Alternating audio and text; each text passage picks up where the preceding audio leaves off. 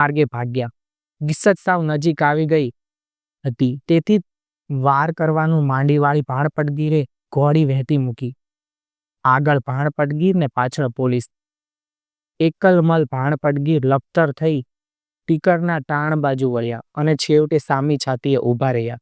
થાજો માટી કહીને પટગીરે ભડાકો કર્યો. ત્યાં સામેથી એક સામટી અનેક બંદૂકના નાળચા આગ ઓકળી મૂક્યા. ખરાખરીનો ખેલ મંડાયો ને જોતજોતામાં અંગ્રેજોની આંખે પાણી લાવી દેનાર દરબાર ભાણપટગીર ચારણીની જેમ વિંધાઈ ગયા. લખતરમાં માડી જાયા વીર કરતાં પણ વધારે હેતથી વાટ જોતી સલમા ભાણપટગીરની વાટ જુએ છે. બિહામણી રાત પંથે કાપ્યે જાય છે, પણ પટગીરના ક્યાંય વાવડ નથી.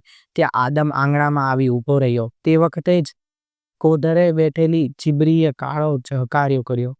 સલમાના કાળજામાં ઊભા ચીરા પડ્યા. તેમણે આદમને તીરની માફક સવાલ કર્યો, મારો વીર ક્યાં? આદમ કાંઈ બોલી શક્યો નહીં. મૂંગા કાંઈ થઈ ગયા. ખભેથી ઝાલીને સલમાએ આદમને હબડાવ્યો. અમને એમણે સૂરજનારાયણના સંદેહ ભગાડ્યા. આદમ સાથેના એક જ જણે પેટ છૂટી વાત કરી અને સલમાની માથી જાણે કડકડતી વીજળી તૂટી. હે, અહીંયા કોણ તમારી વાટ જોતું તું? એમ આમ હાલ્યા આવ્યા. સલમાએ ગળું ફાડીને કહ્યું, તીદી તમારી દીકરીની આબરૂને બચાવીને અટાણે તમે એને નોંધારો છોડીને હાલ્યા આવ્યા? વીર, મારા વીર તું ક્યાં છે?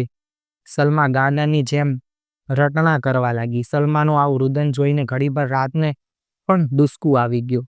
જાઓ, તમારું મોં ના બતાવતા, સલમા બોલી. તમારો અને મારો સંબંધ હવે પૂરો. પછી જિંદગીભર સલમાએ આદમ સાથેનો વ્યવહાર તોડી નાખ્યો હતો અને એનું મોં પણ જોયું ન હતું.